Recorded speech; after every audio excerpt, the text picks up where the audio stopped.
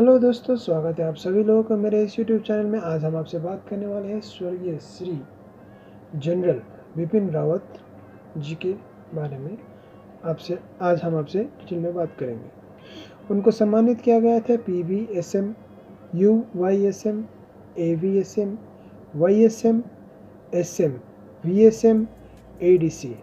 आइए जानते हैं PVSM, UYSM, AVSM, YSM, SM, VSM, ADC का ये सम्मान का मतलब क्या है। तो सबसे पहले हम जानते हैं PVSM के बारे में। PVSM का मतलब होता है परम विशिष्ट सेवा पदक। PVSM भारत का एक सैन्य पुरस्कार है। इसका गठन 1907 में किया गया था और तब से लेके आज तक यह शांति के लिए और सेवा क्षेत्र में सबसे असाधारण कार्य में यानी कि मरणोपरांत भी PVSM की मेडल सम्मानित किया जाता है। भारतीय सशस्त्र बलों सहित सभी रैंकों के लिए यानी कि प्रादेशिक सेना, सहायक एवं रिजर्व बलों जैसे अन्य सेनाओं के लिए भी यह PVSM मेडल सुनिश्चित किया गया है। इसका डिज़ाइन देखिए, पदक का आकार 35 mm यानी कि 35 मिमी और व्यास में फिट करने के लिए एक सादे क्षैतिज पट्टी के साथ मानक फिटिंग। यह सोने का बना गिल्ट इसके अग्रभाग पर उभार होता है। एक 5 सितार यानी कि स्टार यानी कि सितारा अपनी रिजर्व है भारतीय राज्य प्रतीक और उभार होते शिलालेख के साथ ऊपरी रिम सोने के रंग यानी कि पीला रंग के साथ एक गहरे नीले रंग की धारी केंद्र नीचे विभाजित है। आइए जानते हैं UYSM यानी कि उत्तम युद्ध सेवा मेडल। उत्तम युद्ध सेवा पदक युद्धकालीन उल्लेखनीय सेवा के लिए भारत सरकार द्वारा प्रदत्त सैन्य सम्मान में से एक है। यह UYSM मेडल उच्च स्तर की विशिष्ट सेवाओं के लिए ही दिया जाता है। इसीलिए इसे और डिटेल से कहा जाए तो इसे युद्ध, संघर्ष या शत्रुता का समय शामिल होता है। किसी विशेष विजय के मार्फत यह UYSM के मेडल प्राप्त होता है। यह युद्धकालीन सम्मान अति विशिष्ट सेवा पदक के समक्ष है, जो एक शांतिकालीन विशिष्ट सेवा सम्मान है। और यह उत्तम युद्ध सेवा पदक यानी कि UYSM मरणोपरांत भी प्रदान किया जाता है। अब बात करते हैं AVSM यानी कि अति विशिष्ट सेवा पदक। अति विशिष्ट सेवा पदक सशस्त्र बलों के सभी रैंकों के लिए भारत सरकार का एक सैन्य पुरस्कार है। यह पुरस्कार मरणोपरांत भी प्रदान किया जाता है। एक से अधिक बार यह पुरस्कार प्राप्त करने पर पदक के साथ एक पट्टी का जोड़ दी जाती है। आइए जानते हैं अति विशिष्ट सेवा पदक का इतिहास। अति विशिष्ट सेवा पदक मूलतः ब्रिटिश सेवा पदक का एक वर्ग है। इसे 27 जनवरी 1967 यानी कि 27 जनवरी 1967 को यह नाम दिया गया और बैच को दोबारा बदल दिया गया।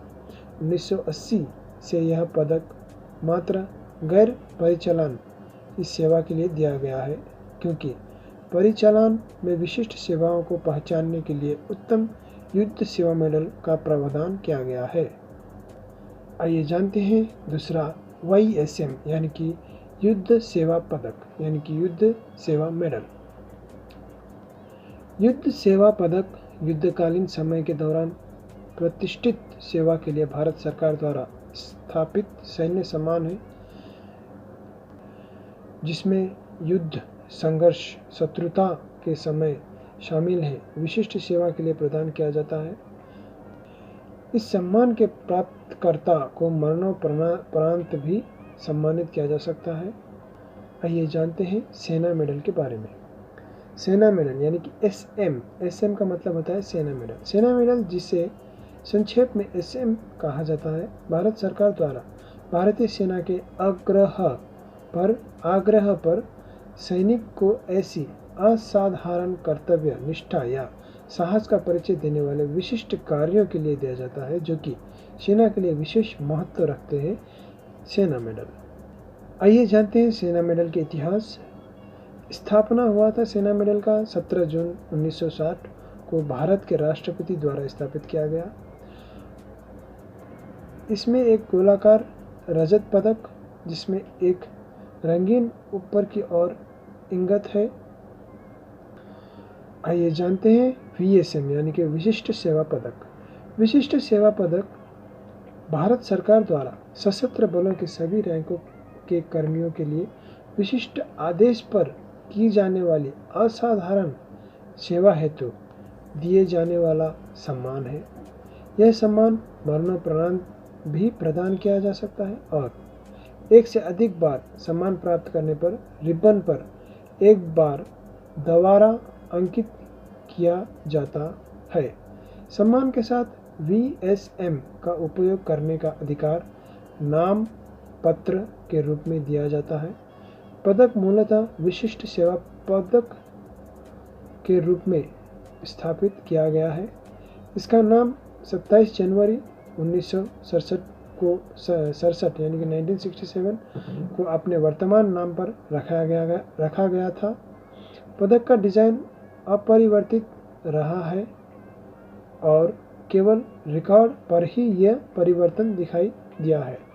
1980 से युद्ध सेवा पदक सैन्य परिचालन में असाधारण सेवाओं के लिए दिए जाने लगा। तब से वीएसएम को गैर परिचालन सेवा तक सीमित कर दिया गया है। आइए जानते हैं एडीसी यानी कि एडी कैंप। संक्षेप में अब जानते हैं एडीसी क्या है।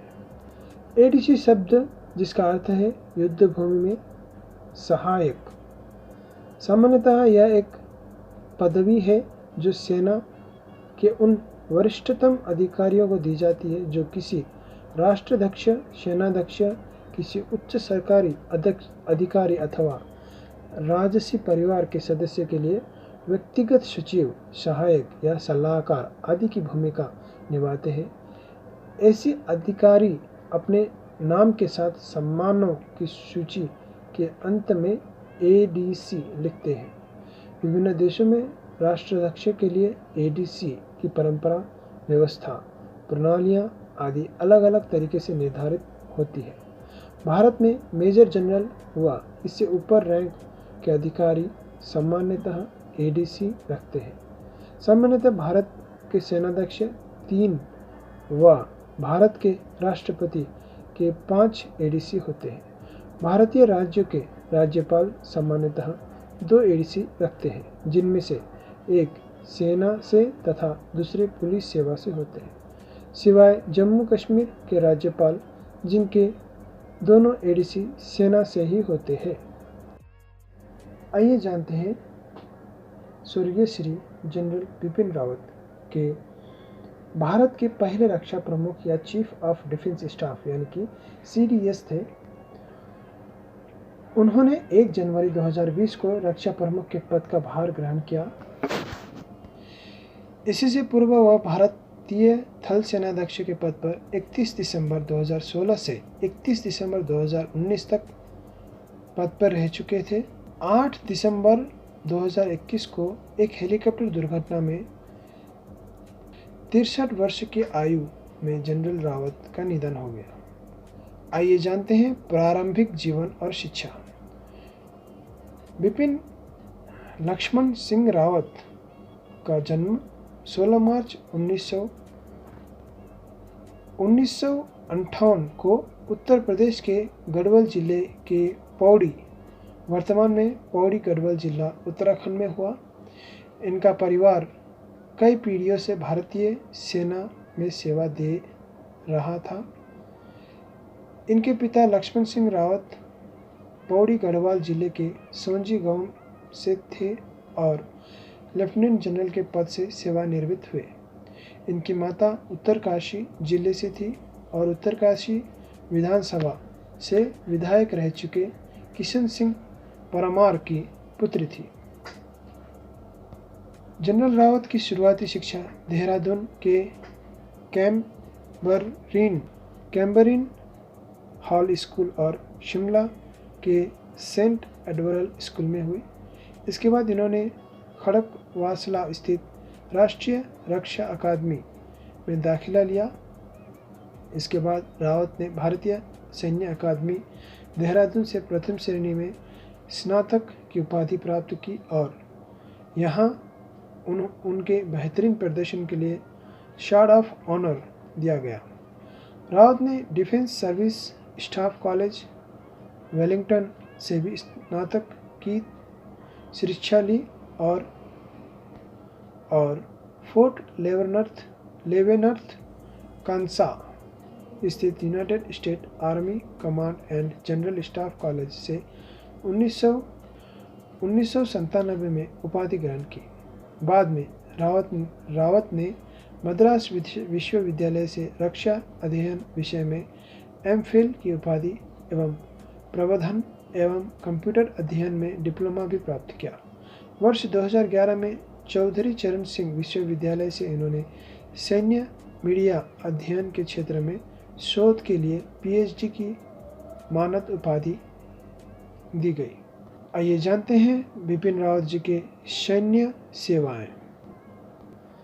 जनरल रावत ने 11वीं गोरखा राइफल की 5वीं बटालियन से 1978 में अपने करियर की शुरुआत की थी।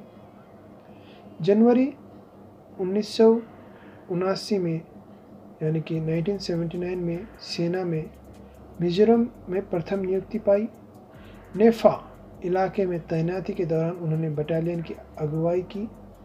कांगो में संयुक्त राष्ट्र की पीसकीपिंग फोर्स की भी अगुवाई की। 1 सितंबर 2016 के सैन्य उप प्रमुख के पद संभाला। 31 दिसंबर 2016 को सेना प्रमुख का पद।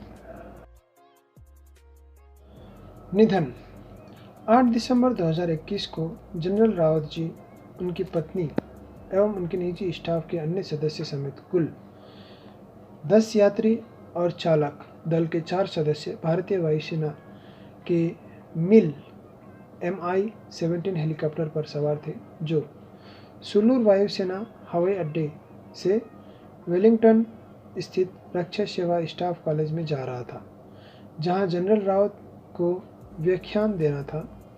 स्थानीय समय के अनुसार अपराह्न 12:10 बजे के आसपास नीलगिरी जिले के कुन्नूर तालुके के बंदी शोला ग्राम पंचायत में स्थित एक निजी चाय बागान के आवासीय कॉलोनी के समीप दुर्घटनाग्रस्त हो गया।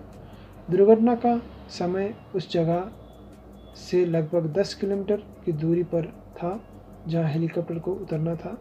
जनरल रावत और उनकी पत्नी समेत अन्य 11 के निधन की पुष्टि के बाद भारतीय वायुसेना द्वारा की गई। भारतीय वायुसेना के ग्रुप कैप्टन वरुण सिंह इस दुर्घटना में एकमात्र जीवित बचने वाले व्यक्ति थे। निधन के समय रावत की उम्र 63 वर्ष थी।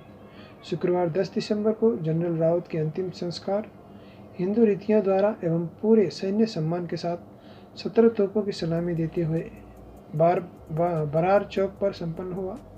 दाह संस्कार की रस्म उनकी 2 बेटियां द्वारा पूर्ण की गई।